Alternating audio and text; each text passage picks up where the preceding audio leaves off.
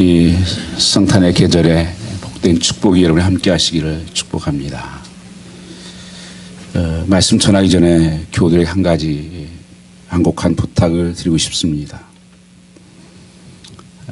이것은 즉흥적으로 생각한 것이 아니라 오래전부터 말씀을 좀 드려야 되겠다고 하는 생각을 가졌고, 처음에 우리 습관 시리즈를 할 때도 제가 이 말씀을 기억하고 있었습니다. 그것은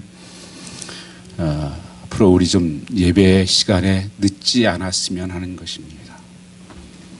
이 약속을 한번 지켜주셨으면 합니다. 다음 주부터는 하나님 앞에 드려지는 예배가 온전한 예배가 될 수 있도록 이 약속을 꼭 예배 시간을 지켜주시기를 다시 한번 부탁을 드립니다. 그리고 가능하시면 다음 주부터는 저 제일 뒷좌석은 늦게 어려운 가운데 늦게 오신 분이라든지 좀 아프신 분이라든지 어린아이를 있는 분들이 앉는 좌석입니다. 그래서 가능한 한 그렇지 않은 분들은 거기 앉지 아니하시기를 부탁드리고, 그 다음에 제일 뒷좌석 한 자리는 또 부득이하게 늦게 오시는 분들을 위해서 마련된 좌석입니다. 그래서 가능하면 그 두 좌석은 비워놓을 수 있기를 부탁을 드립니다. 그래서 예배가 좀 더 하나님 앞에 온전하게 드려질 수 있도록, 저에게 오랫동안 부담이 됐던 말씀 오랜만에 제가 드리는 것입니다. 그래서 좀 한번 내년에, 아니 다음 주부터 이 말씀을 좀 기억하셔서 예배 시간에 좀 드려질 수 있으면, 우리 검정 성도님을 제가 집사님을 보시면서 참 집사님이 찬양에 저도 좀 서서 찬양을 했어요. 오자마자 이렇게 서서 이렇게 찬양 연습하시는데, 준비하는데 그래서 찬양을 같이 서서 하시더라고요. 너무 아름다우고 좋았어요. 좀 예배 시간에 오셔서 준비하고 하나님께 드려지는 예배를 하나님이 더 기뻐하십니다. 그래서 그리고 가능하시면 또 파킹 이렇게 그 엘로우9이 있는데요. 가능하면 좀 일찍 오신 분들은 그 양보를 해 주시기를, 특별히 연로하신 분들이라든지 핸디캡이라든지 또 아이를 가지고 있는 분, 그런 분들이 파킹하든지 늦게 오신 분들이 할 수 있도록 가능하면 그 엘로우9는 좀 비워주시면 고맙겠습니다. 그래서 좀 더 하나님 앞에 예배가 준비돼서 드려질 수 있는 그런 축복이 있기를 원합니다. 콜린 스미스가 쓴 손에 잡히는 성경이라고 하는 책이 있습니다. 그 책에 이런 내용이 나옵니다. 하나님께서 인간을 구원하기 위해서 직접 하신 일이 세 가지가 있다. 그 첫 번째 한 가지가 뭐냐 하면 성육신 사건이다. 영어로 인카네이션 하셨다, 그렇게 말씀하고 있습니다. 이런 주님께서 하늘 영광을 버리고 인간의 몸을 입고 이 땅에 오신 사건으로 성령으로 잉태된 예수님의 탄생을 말합니다. 하나님이 하늘의 하나님께서 자신을 좁히고 좁혀서 이 땅에 나를 찾아오셨다. 이것을 주님이 구원을 역사를 위해서 하셨다는 것이고, 두 번째는 성령님을 보내주신 것이라는 것입니다. He sent the Holy Spirit. 예수님이 살아계실 때 사람들은 주님을 직접 보았지만 그리고 믿었습니다. 그러나 오늘 이 시대에 우리는 주님을 믿고 있습니다. 왜일까요? 성령님이 우리 안에서 예수님을 보지 않고도 믿을 수 있게 역사하셨기 때문에 그렇습니다. 그래서 우리의 삶은 모든 성령이 역사하는 삶, 우리 교회도 성령의 역사하고 우리 삶도 성령이 충만한 삶을 사는 것을 하나님께서 구원사역을 통해서 이루셨다. 세 번째는 주님께서 이 땅에 오신 것을, 다시 오실 것을 약속하시는 세컨드 커밍, 이것을 하나님께서 말씀하셨습니다. It is promised that God will come back to us. 다시 오실 주님은 악인에게서는 죄에 대한 심판주로, 믿는 자에게는 영원한 나라를 주신 구원주로 오신다는 것이다. 이 세 가지는 구원주로 오시는 주님께서 직접 하나님이 하신 일이다. 이렇게 말씀했습니다. 예수, 오늘 첫 번째 말씀드린 이 인카네이션 하신 것, 이 땅에 찾아오신 것, 예수 그리스도 이름을 보내셨다고 하는 것입니다. 왜 하나님께서 하나님이신 그 아들을 이 땅에 보내셨는가? 성경이 죄의 싹은 사망이라고 말씀합니다. 그런데 죄를 지으면 죽어요. 근데 하나님은 죽을 수가 없죠. 그러니까 하나님께서 인간의 모습으로 이 땅에 내려오신 것입니다. 그래서 죽으셨다고 하는 것입니다. 이 예수, 그래서 구원자로 이 땅에 오셨다는 것을 말씀하고 있습니다. 예수의 그 이름, 우리가 한평생 그 내성만비로 살아온 그 송명희 씨의 예수의 이름 이렇게 노래하죠. 찬양을 합니다. 예수 그 이름 나는 말할 수 없네. 그 이름의 비밀을, 그 속에 있는 비밀을, 그 사랑을 말할 수 없네. 그 풍부함 표현 못해서 비밀이 되었네. 그 이름 건축자의 버린 돌처럼 버렸지만 내 마음에 새겨진 이름은 아름다운 보석, 내게 있는 귀한 비밀이라. 내 마음에 숨겨진 기쁨. 여러분, 예수 이름을 부를 때 무엇을 떠올리십니까? 그 이름이 내 삶 속에 어떻게 역사하고 계십니까? 실제로 여러분 삶 속에 예수님을 마음속에 품을 때, 부를 때 어떤 능력이 임합니까? 저 자신도 한번 생각을 해보았습니다. 예수님은 나에게 어떤 분이셨나? 그분은 기쁨을 주신 분이시구나. 무겁고 답답할 때에도 예수를 바라보면, 그 이름을 부르면 기쁨이 넘쳤습니다. 그게 굿뉴스, 유앙겔리온. 하나님께서 그 굿뉴스라고 그래요. 기쁜 소식이다. 예수가 오셨다는 것은 우리에게 기쁨이 넘치는 것입니다. 세상이 줄 수 없는 그 기쁨을 허락하시는 것입니다. 그것은 우리 영과 육이 강건케 되는 놀라운 축복의 기쁨이 넘쳐납니다. 두 번째는 감사가 넘쳐났습니다. 주님의 그 은혜를 생각할 때, 그 주님의 사랑을 생각할 때, 그 베풀어 주신 은혜를 생각할 때 감사가 넘쳤습니다. 그것은 축복이었습니다. 그래서 늘 우리 속에 감사하도록, 감사를 더하면 감사의 큰 감사로 우리를 채워주신 그 주님이었습니다. 세 번째는 주님께서 우리에게 깨어 항상 기도하라고 하신 기도였습니다. 예수님을 생각하면 기도가 마음속에 차올랐습니다. 우리 속에 여러 가지 무겁고 답답하고 연약할 때 주님께 기도하면 주님께서 응답하시고 할문을 열어주시고 축복하셨던 기적의 하나님이었던 것을 고백합니다. 이것은 제가 깨달은 것도 되지만 데살로니가서 5장 16절 18절 말씀에 있는 말씀입니다. 너희가 항상 기뻐하라. 쉬지 말고 기도하라. 범사에 감사하라. 이것이 너희를 향한 하나님의 소원처럼 뜻이라고 말씀하신 것입니다. 그래서 예수 그 이름의 비밀은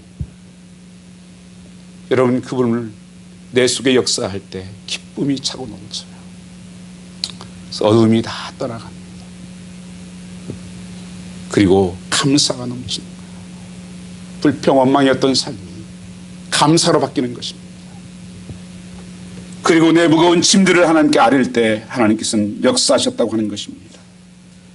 예수의 이름, 예수님이 이 땅에 오실 때 그의 모친 마리아는 요셉과 정혼한 사이였습니다. 그가 성령으로 잉태해졌다고 말씀하십니다. 여러분, 처녀가 아이를 가졌다. 그 당시에는 법부로 돌로 쳐 죽이게 되어 있습니다. 신명기 22장 23절 24절 말씀을 보시면 처녀 여자가 남자와 약혼한 후에 어떤 남자가 그 성읍 중에서 만나 통과하면 너희는 그들을 둘 다 성읍으로 끌어내고 그들을 돌로 쳐 죽일 것이니 그 처녀는 성읍 중에 있어서도 소리지르지 아니하였으며 그 남자는 이웃의 아내를 욕보였습니다. 너는 이같이 하여 너희 중에 악을 지할지니라. 이 음란한 것으로 정죄를 하셨고 무섭죠. 돌로 쳐 죽이게 했습니다. 당시 법이에요. 이것을 요셉이 알게 됐습니다. 충격과 어떤 배신감이 컸겠죠. 그런데 19절 말씀에 보면 요셉은 의로운 사람이라고 성경은 기록하고 있습니다. 그리고 그는 착한 사람이었다. 이 곤욕스럽게 사랑하는 여인이 임신했다고 합니다. 여러분 같으면 어떻게 할까요? 그가 고민하고 잠을 못 자고 어떻게 해야 될까 고민할 때 꿈에 천사가 나타났습니다. 그러면서 고민에 대한 답을 가르쳐 주셨습니다. 다윗의 자손 요셉아, 내 아내 마리아 데려오기를 무서워 말라. 어떻게 잉태했다는 것입니다. 저에게 잉태된 자는 성령으로 된 것이니 어떻게 그 아이가 출생했는지를 설명해 주고 있습니다. 그리고 그 이름을 가르쳐 줍니다. 아들 낳으니 그 이름을 예수로 하라. 이는 그가 자기 백성을 저희 죄에서 구원할 자심이라. 그래서 마리아를 집으로 데려온 것입니다. 두 사람은 하나님 말씀에 순종해서 믿음으로 그 하나님의 뜻을 따르기 시작합니다. 여러분, 어떤 사람이 믿음 있는 사람인가 하는 것을 아는 것은 순종하는 것을 보면 압니다. 믿는 사람이지 안 믿는 사람이 그것이 구별되는 거예요. 그저 억지로 종노릇하고 노예노릇하는 것이 아니라 자발적인 그 순종이 믿음을 표현하는 것입니다. 그러나 순종은 쉽지 않습니다. 하나님이 생각과 내 생각이 다르기 때문에 그렇습니다. 내 플랜과 내 계획이 다르기 때문에 그렇습니다. 마리아 요셉도 이 마리아는 얼마나 힘들었겠습니까? 누가 믿겠습니까? 처녀가 잉태를 해. 요셉은 어떻게 그것을 믿겠습니까? 이것만 할 수 없어요. 그러나 순종했습니다. 순종은 이해하니까 하는 게 아니에요. 믿음으로 순종한 것입니다. 그런데 성경의 놀라운 역설은 순종하면 그것을 알게 된다고 하는 것입니다. 순종하면 복이 온다는 것입니다. 하나님은 그 순종을 기뻐하셨습니다. 예수라는 이름은 우리가 구약으로는 여호수아라고 부릅니다. 신약에서는 예수, 이게 그리스 말입니다. 예수아. 미국에서 예수님을 어떻게 부릅니까? 예? 그게 지저스 그러죠. 왜 예수라고 다 되어 있는데 지저스라고 부르는지 아세요? 영어 발음이 안 돼요, 여러분요.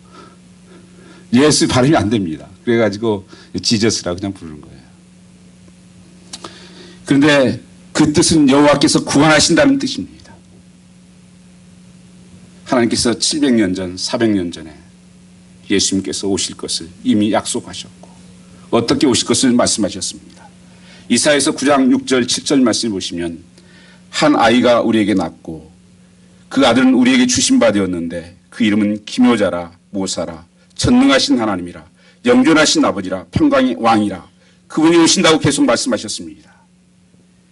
이는 자기 백성을 죄에서 구원할 자심이라고 명확하게 설명까지 해주셨습니다. 유대인으로 왕으로 태어나신 예수를 동방박사들이 경배하러 왔습니다.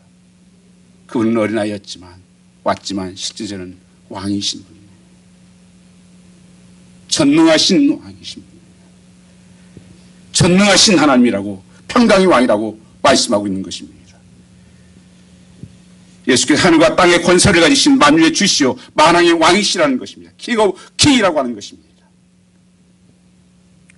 그러나 예수님은 그때 환영받지 못하는 왕이었습니다. 요한복음 1장에 보면 자기 땅에 오매 자기 백성이 영접지 아니하였으나 영접하는 자 그 이름을 믿는 자들에게 하나님의 자녀가 되는 권세를 주셨다고 말씀하고 있습니다. 예수님은 다시 살아나셔서 하늘로 올라가 하나님 편에 앉아 계신 예수를 분명히 다시 오십니다. 우리는 초림을 통해서 재림하실 예수 그리스도를 보아야 하는 것입니다. 금요일 제가 말씀드리면서 그 목동들이 처음 예수님의 오심을 그들이 만났습니다. 왜 목동들이 예수님을 처음 만났을까? 그들이 애갑 자손들입니다. 성경 말씀에 보면 그들은 300년 동안 하나님 말씀대로 그대로 순종했던 사람들이었어요. 첫 번째, 그들이 포도주를 마시지 않겠다고. 그 왕들이 다 있는 데서도 마시라기도 우리는 못 마십니다. 하나님 말씀이 못 마시게 되겠습니다. 그리고 우리는 장막을 짓지 않습니다. 그리고 포도 농사를 짓지 않습니다. 이 말씀을 그대로 순종했던 그들이 바로 내갑자서예요. 지금도 예루살렘과 옆에, 베들레헴 옆에 중간에 목자교회가 있습니다. 지금도 똑같이 그 삶을 살아요, 그 사람들. 단순히 약한 사람에게 찾아온 것만이 아니라는 것입니다. 왕에게도 찾아와. 그러나 하나님 말씀대로 순종하고 그리고 그 메시아를 기다렸던 그들에게 주님은 찾아오셨다고 말씀하고 있는 것입니다. 주님은 다시 오실 때 능력과 큰 영광으로 오신다고 말씀하고 있습니다. 그리고 하나님 말씀 앞에 순종하는 사람을 통해서 오신다고 분명히 다시 오실 것입니다. 제사장 나라가 우리 주와 그리스도의 나라가 되어 그가 세세토록 왕노로 하시려다. 이렇게 예수님은 만왕의 왕이십니다. 우리는 하나님 나라의 백성입니다. 우리는 그 이름을 부를 때마다 꼭 두 가지를 기억하셔야 됩니다. 하나는 내가 어디에 소속되어 있는가 하는 것입니다. 나는 어느 나라에 소속되어 있는가. 성경은 말합니다. 자기 백성을 자기 죄에서 구원할 자, 예수 그리스도의 백성이다. 자기 백성이라는 것, 예수 그리스도에 영접한 사람의 자녀가 되었다는 것입니다. 그 하나님의 백성이다. 제가 82년도에 1982 10월달 옥토버에 처음 해외 근무를 시작을 했습니다. 그때 이 한국은 제가 확실한 기억을 하는데 어떤 달러를 바꿔줄 수 있는 게 한 1,000불 정도 그 정도밖에 안 됐을 것 같아요. 공식적으로 바꿔주는 게. 그러니까 사람들 해외 나가려고 하면 그 명동 암달러성 아줌마한테 가가지고 그 암달러성을 바꿉니다. 100불짜리는 또 비싸요. 그래 바꿔가지고 더 많이 가지고 나가서 사용하든지. 저는 친구 은행에 있어서 은행에다가 부탁을 했습니다. 그랬더니만 이제 외국 사람이라든지 돈 외국에서 쓰고 남은 돈 한전화로 은행에 올 거 아니에요. 그 사람들에게 장부를 적고 이제 바꿔주는 건데 그 장부에 적지 않고 이제 저에게 이렇게 바꿔줘서 저 왔던 기억이 납니다. 그리고 한번 미국 여러분 그때 당시만 해도 미국 한번 오려면 비자 받는 게 보통 어려운 게 아니에요.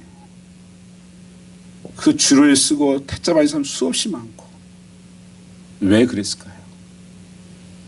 국력이 약해서 그래요. 지금은 달라졌죠. 가난해서 그랬던 것입니다. 오늘 우리가 미국 땅에서 또한 살고 있습니다. 여러분, 우리가 국력이 약함이고 못 사는 사람이 있었다고 하는 것이고 미국에 살면서도 우리는 그런 것을 경험하게 됩니다. 그래서 성경 말씀은 또 다른 시민권이 있다고 말씀하고 있습니다. 우리는 그분의 백성이다. 하늘나라의 시민권을 가지고 있다. 미국이나 대한민국 이치는 계속 바뀌고 있습니다. 이 세상의 나라는 흔들립니다. 그래서 내가 가진 것이 일시에 다 무너질 수 있다는 가능성도 한편으로 생각하며 살아야 되는 것입니다. 이것이 세상의 모습입니다. 그렇지만 어깨에 모든 정사가 걸려있는 분의 나라, 하늘과 땅의 모든 권세를 가진 영원한 그 나라, 흔들 수 없는 영원한 그 나라, 천국된 백성들에게는 하나님의 놀라운 천국이 준비되었을 뿐 아니라 이 땅에서도 하나님께서는 우리의 삶을 생명 주실 뿐 아니라 풍성한 삶으로 늘 채워주신 하나님이라고 말씀하고 있습니다. 그런 거로 우리가 이 세상이나 미국이나 한국 백성으로 당하는 서러움과 어려움의 손해가 있을지 몰라도 천국 백성으로 하나님께서 주시는 평강과 기쁨과 주시는 세상 감당할 수 없는 풍요로움이 있습니다. 그래서 각양 좋은 은사와 축복이 어디서부터 온다는 것입니까? 위에서부터 임한다. 그래서 우리는 하나님의 복으로 사는 거예요. 우리 오랫동안 인사했던 게 있죠. 하늘의 복 받으십시오. 그냥 인사가 아니에요. 우리 성도는 하늘의 복으로 마태복음 6장 말씀 보면 너희는 먼저 그 나라와 그 의를 구하라. 그리하면 이 모든 것을 내게 더하여 주신다고 하는 약속하시는 것입니다. 하나님의 그 나라. 그곳에 천국이 맙니다. 가정이 천국이 돼요. 교회가 천국이 돼요.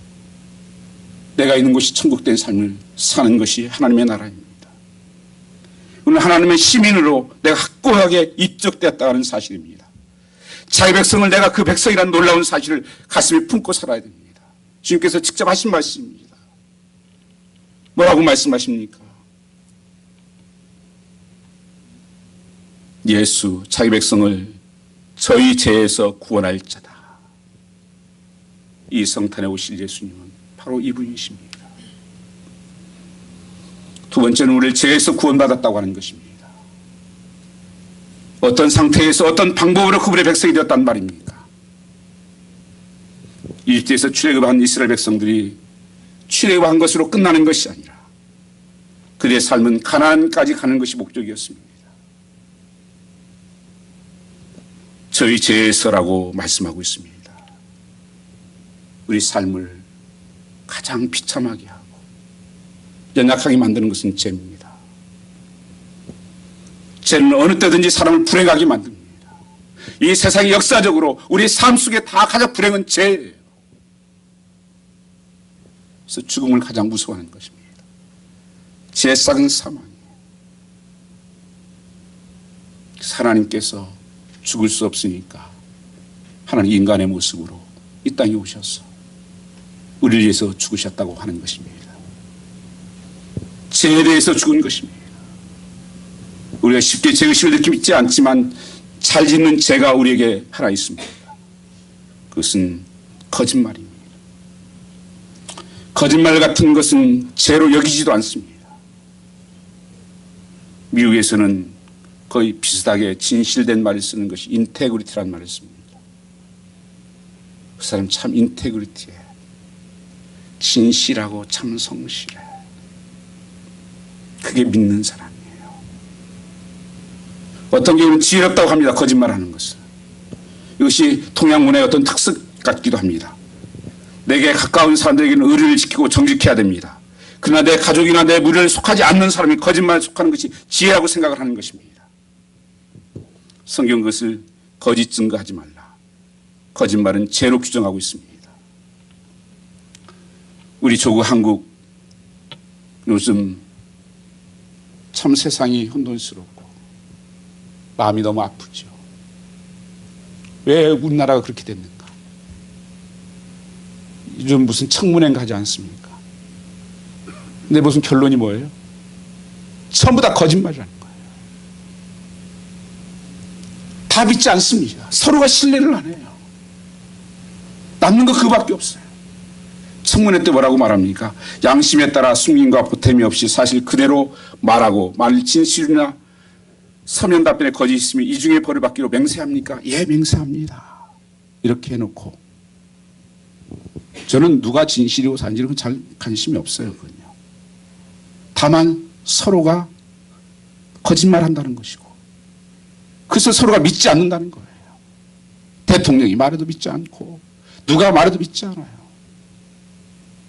온통 세상이 거짓말 세상이에요. 온전히 신뢰가 없는 나라예요. 그게 마음 아픈 거예요. 우리는 별로 다르냐 이거예요. 여러분 예수 믿으면 신실해야죠.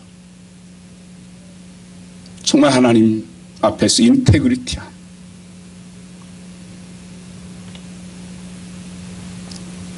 거짓은 늘 거짓말로 포장되어 진실처럼 보입니다. 한번 죄를 지어버리면 다시 돌이키지 않는다는 것입니다.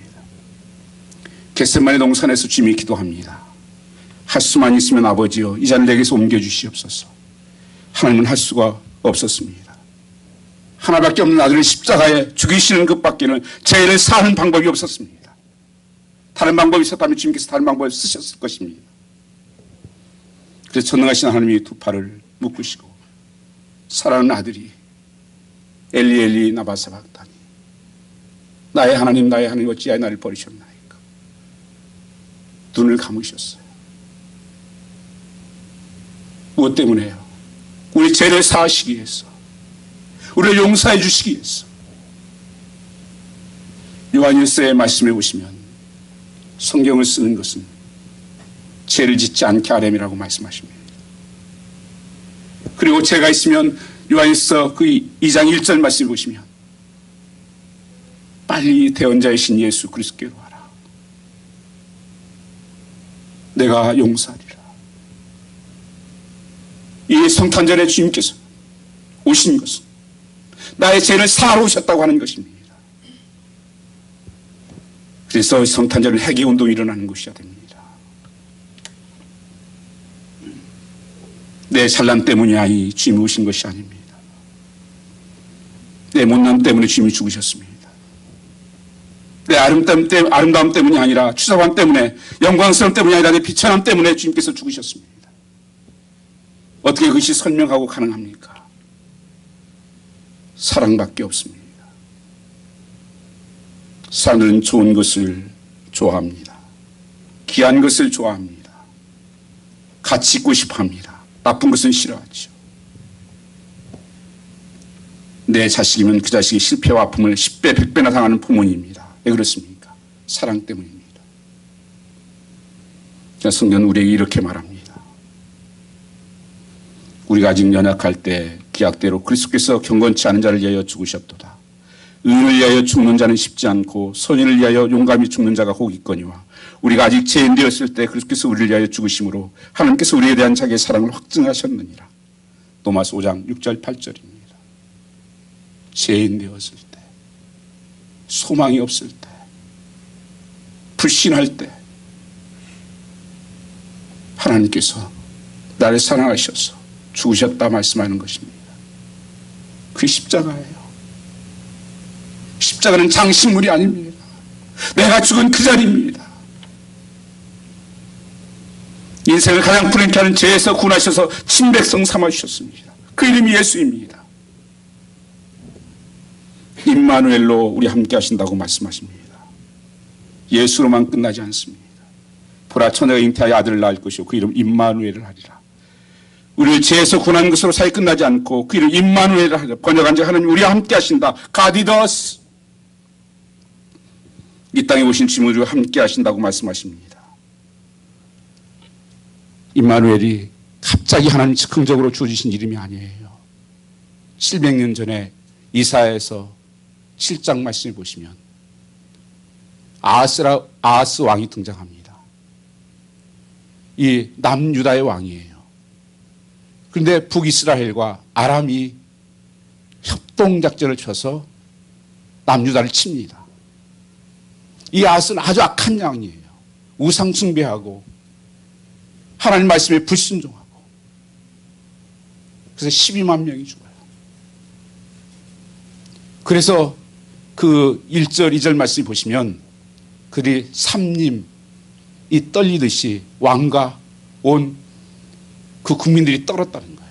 그게 보니까 한문에 숲을 삼자 숲을 임자를 썼더라고요. 삼림 그렇죠.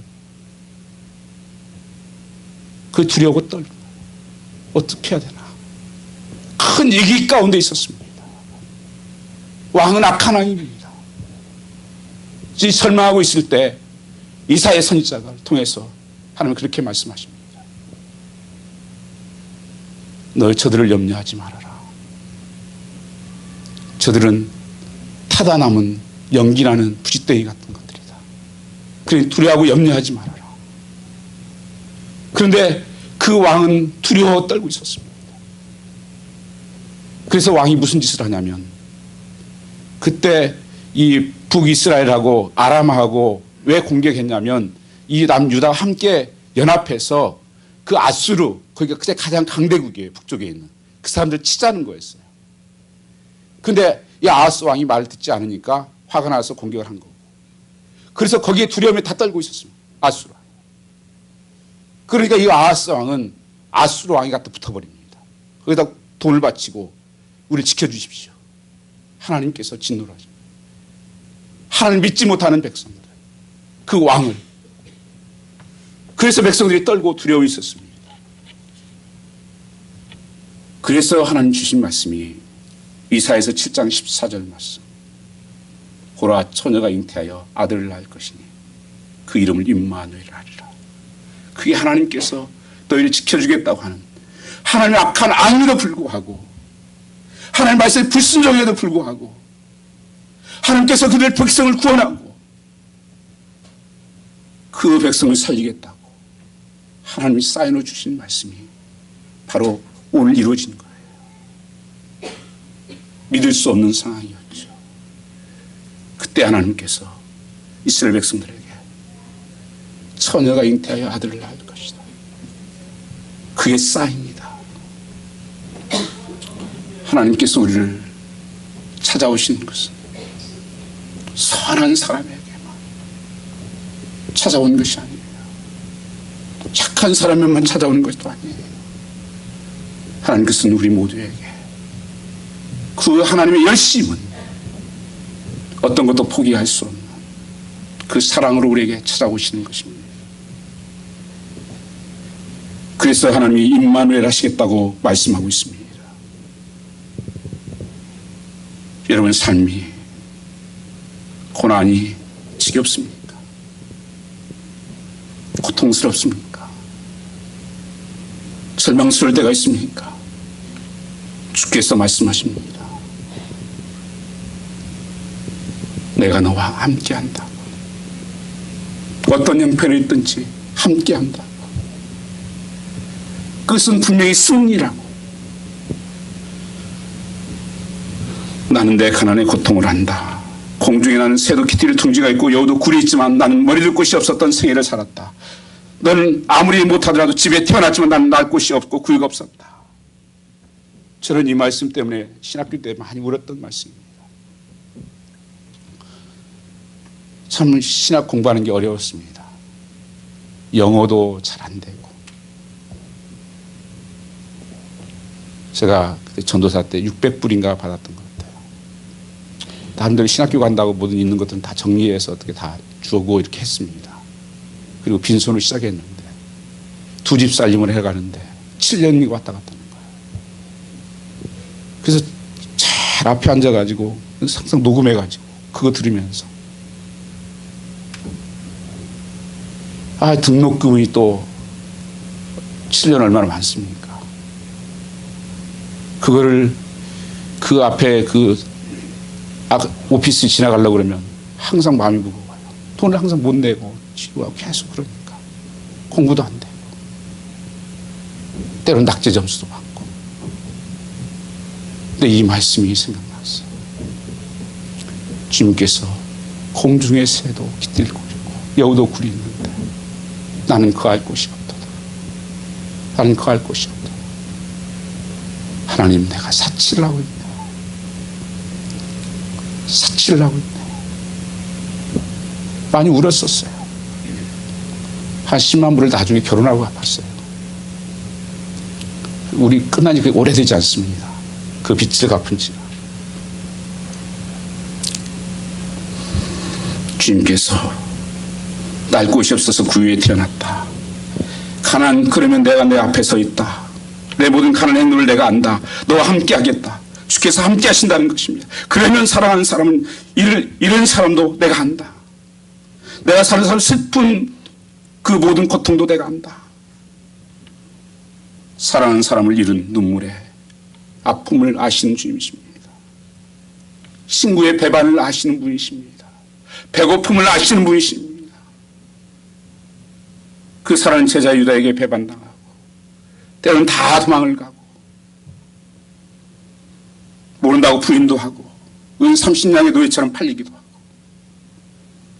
그럼에도 불구하고 하나님은 나는 너의 하나님이다. 임마누엘 하나님이시다. 너와 함께한다. 여러분, 이 성탄에 이 회복이 있기를 원합니다.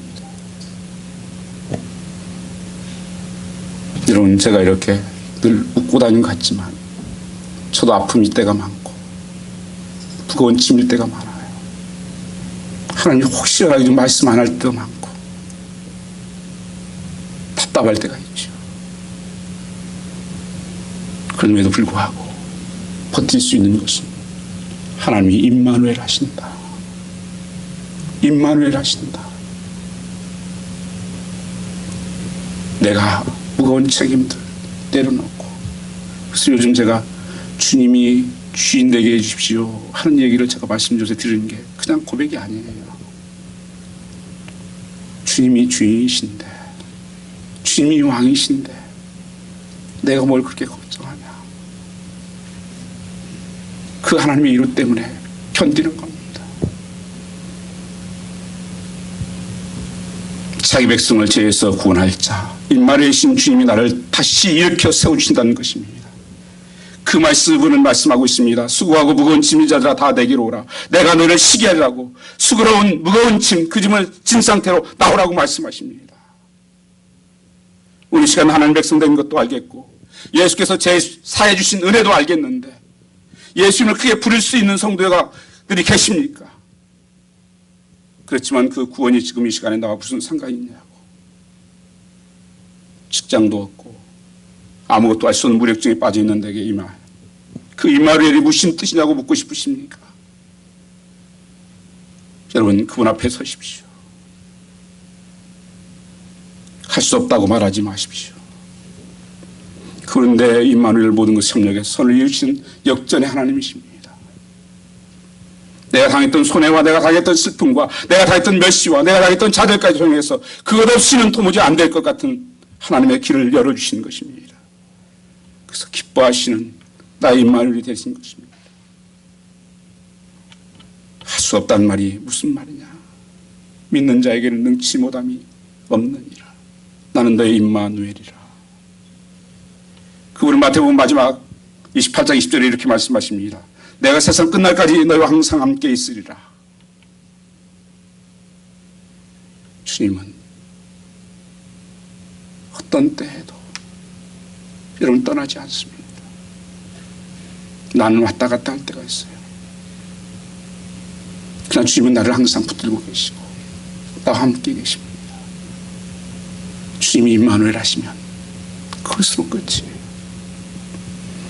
자기 백성을 죄에서 구원할 예수 그리스도, 그분과 함께 하신 임마누엘 하나님, 이 크리스마스 예수, 임마누엘 오신 그분을 향해 나아가는 것입니다. 그래서 그분을 향해 찬송하는 거예요. 예수 그 이름 나는 말할 수 없네. 그 이름 내 소속에 있는 비밀을 도무지 언어로 표현할 수 없기 때문에 비밀이 되었다고 노래하는 것입니다. 찬양하는 것입니다. 그분 때문에 도무지 사람들이 웃을 수 없을 때 웃습니다. 왜냐하면 내 속에 비밀이 있기 때문입니다. 설명은 안 됩니다.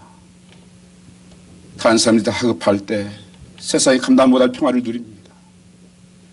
설명으로 안 됩니다. 심리학자가 다 설명할 게 없습니다. 문자 그대로 비밀이 되기 때문에 그렇습니다. 오늘 찬양하는 가운데 하나님 마음이 불같이 뜨거워져요.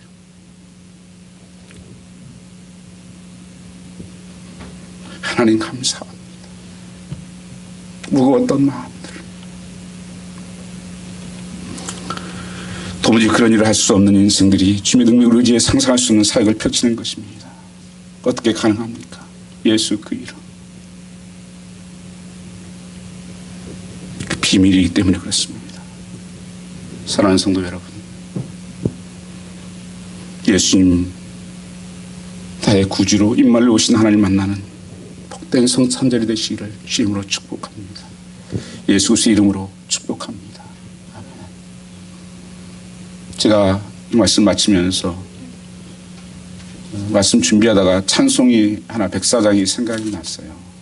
근데 그게 참 은혜가 되는데 제가 좀 부르고 싶은데 못 부르겠어요. 그래서 제가 집사님에게 좀 부탁을 드렸습니다. 하나님, 집사님 이 찬송 좀 불러주세요. 우리 사독 집사님에게 부탁을 드렸는데 찬송을 같이 나누시기 원합니다.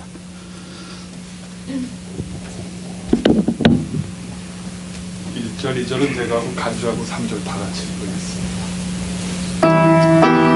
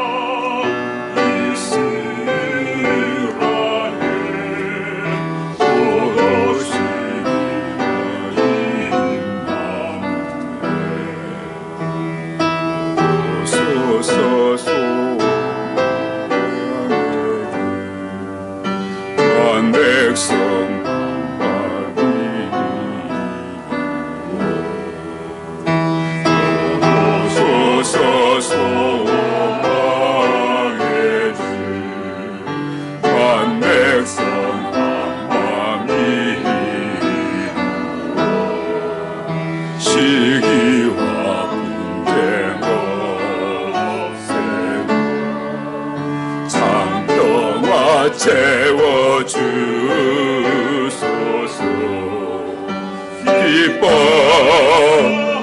기뻐하라 이스라엘, 곧 오시리라